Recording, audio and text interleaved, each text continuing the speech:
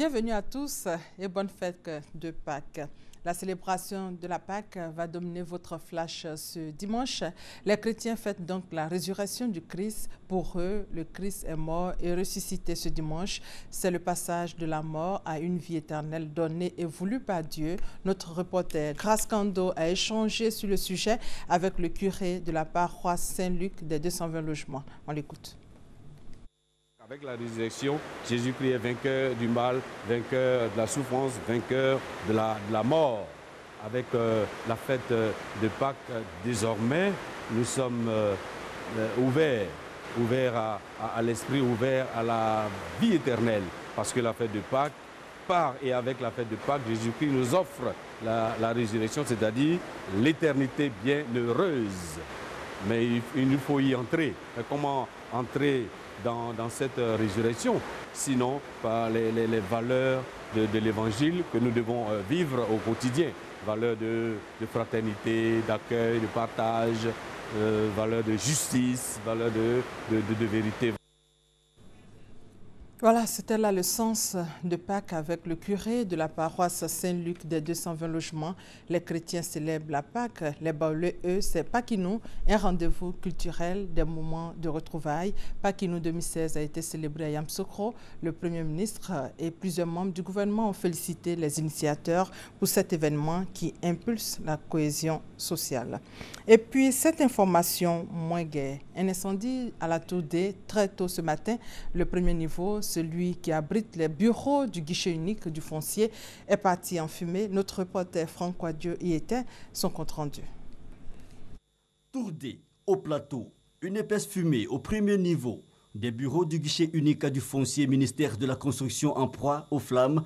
L'incendie a été déclaré très tôt, vers 5 heures ce matin.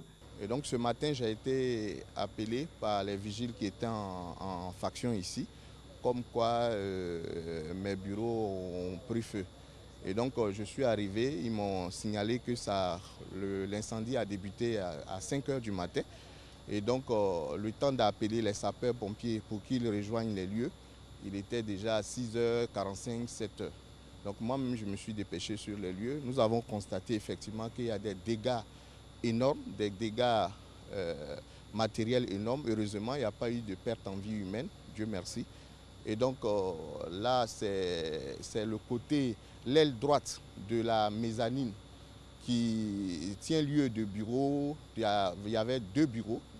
Et donc ces bureaux-là, l'incendie a commencé là-bas. Et donc ça a complètement calciné les 2 bureaux. Et tout ce qui va, tous les autres effets.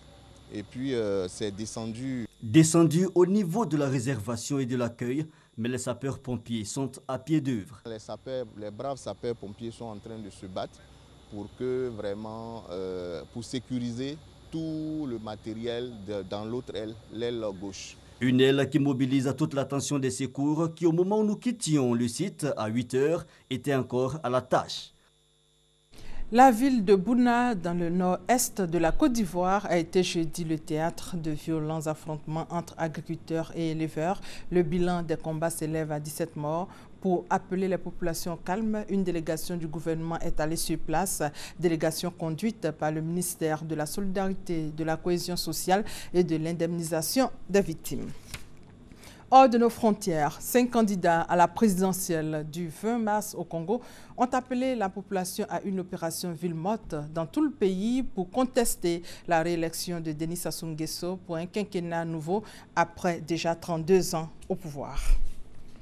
Autre actualité, l'armée syrienne a annoncé avoir repris le contrôle de Palmyre ce dimanche. Cette ville antique du centre de la Syrie, au trésor inestimable, était tombée sous le contrôle du groupe État islamique il y a près d'1 an. Les forces russes se sont largement engagées aux côtés de Damas pour la reprendre, un enjeu stratégique pour la reconquête de la frontière avec l'Irak. On traitera également à 13 h des enjeux et perspectives d'un commerce pourvoyeur d'emploi avec M. Soumaoro Farikou.